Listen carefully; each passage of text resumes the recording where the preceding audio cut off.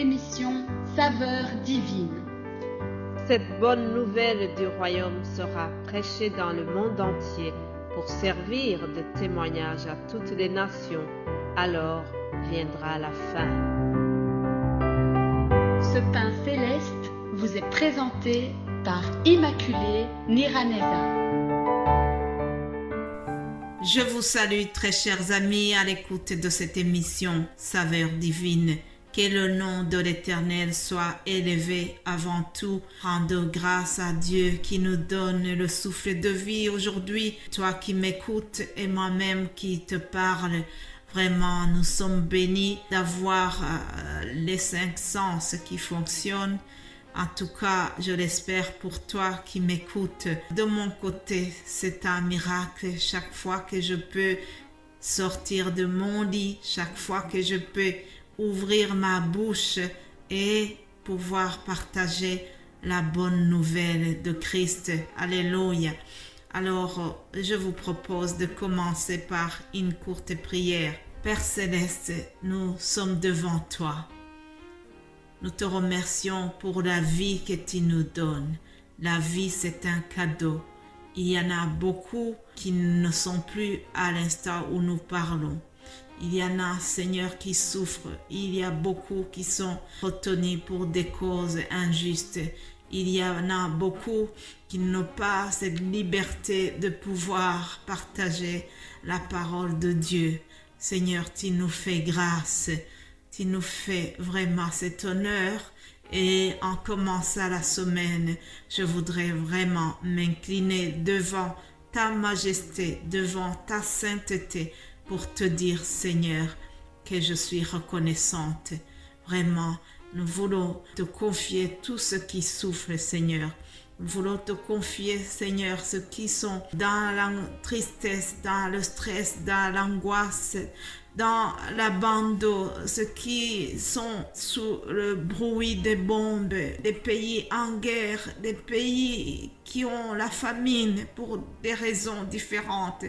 Plusieurs personnes sont en souffrance, Seigneur, mais nous les mettons devant toi. En commençant cette semaine, je te remercie d'être en paix aujourd'hui, mais nous prions pour ceux qui n'ont pas la paix pour différentes raisons, Seigneur. Nous prions pour des pays qui sont troublés. Nous prions, Seigneur, que tu ramènes la paix. Alléluia. Nous prions pour ton peuple éparpillé, pour ceux qui sont persécutés à cause de la parole, pour ceux qui sont persécutés pour d'autres raisons, Seigneur. Je prie pour tout le monde. Je prie pour que ton règne vienne, que ta volonté soit faite sur la terre comme au ciel. Alléluia. Bénis ce moment, bénis chaque personne qui écoute cette émission. C'est au nom de Jésus-Christ que nous avons prié. Amen. Alléluia. Mes bien-aimés de Dieu, je vous propose de commencer par quelques mots du psaume 125. Ceux qui se confient en l'Éternel sont comme la montagne de Sion. Elle ne chancelle point, elle est affermie pour toujours. Alléluia. Des montagnes entourent Jérusalem.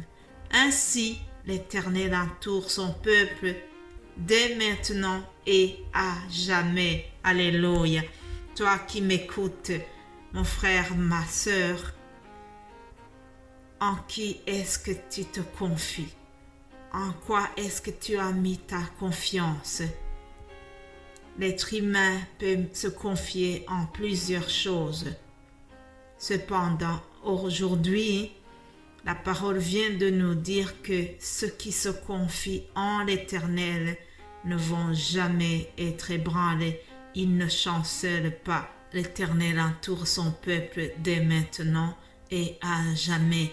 Je prie que l'Éternel t'entoure. Je prie que tu sentes vraiment la protection divine.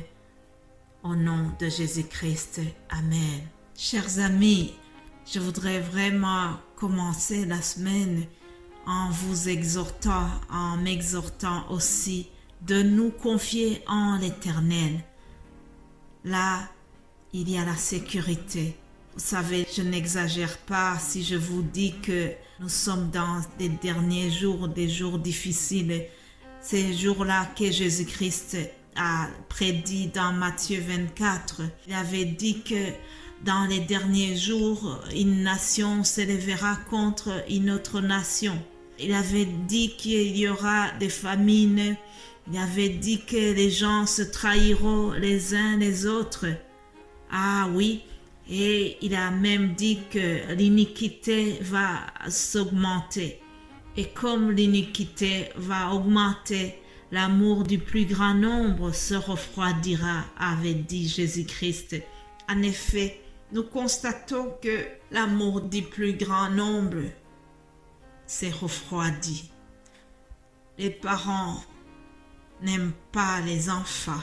Il y a même des parents qui persécutent leurs enfants. Ah oui, ce que je dis, je n'exagère pas. Ce sont des choses qui sont là, malheureusement. Cependant, chers amis, nous devons être distingués. Les chrétiens, les enfants de Dieu, nous devons vraiment se distinguer et refuser ces choses, refuser que l'amour se refroidisse entre nous. Persévérons, car Jésus-Christ a dit que celui qui va persévérer jusqu'à la fin sera sauvé. Alléluia. Alors vous et moi persévérons à porter les fruits dignes de la repentance, chers amis. Persévérons. Nous devons nous distinguer des autres.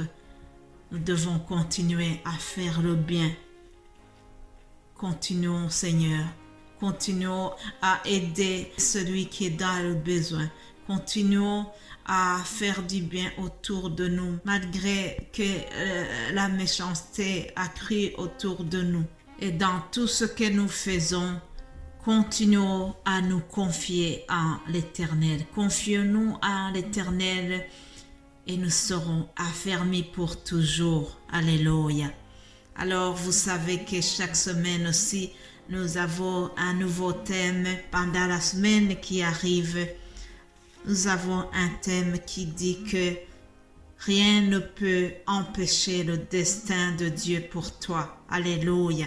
Rien ne peut empêcher ou détruire le destin que Dieu a prévu pour toi. Notre verset de référence, c'est Genèse 37, 20. C'est l'histoire des frères de Joseph qui avaient comploté contre lui. Ils voulaient le tuer. Ils pensaient qu'en le tuant, ses rêves ne vont jamais aboutir. Cependant, ils ne savaient pas que rien ne peut s'opposer, rien ne peut tuer le destin que Dieu a mis en nous. Alléluia. Ils ont dit au verset 20, « Venez maintenant, tuons-le et jetons-le dans une des citernes.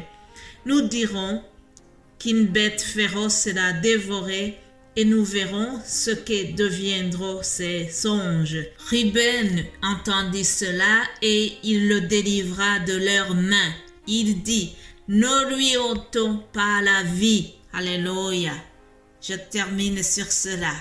Ruben a joué un bon rôle parce que il a proposé qu'on ne tue pas leurs frères. Nous avons chaque fois un Ruben qui est là pour protéger le destin que Dieu a prévu pour nous. Dieu utilise plusieurs personnages. Dieu a utilisé plusieurs personnages dans le récit de Joseph. Mais Ruben aussi a joué un rôle. Tout cela, c'était pour protéger le grand destin qui était en lui. Alors, sachez que Dieu a mis aussi un projet de bonheur pour nous. Il y a un destin pour chacun de nous et Dieu le protège quoi qu'il arrive. Alors, je termine sur cela et nous allons continuer demain. Au nom de Jésus-Christ, soyez bénis et ayez une bonne semaine. Amen.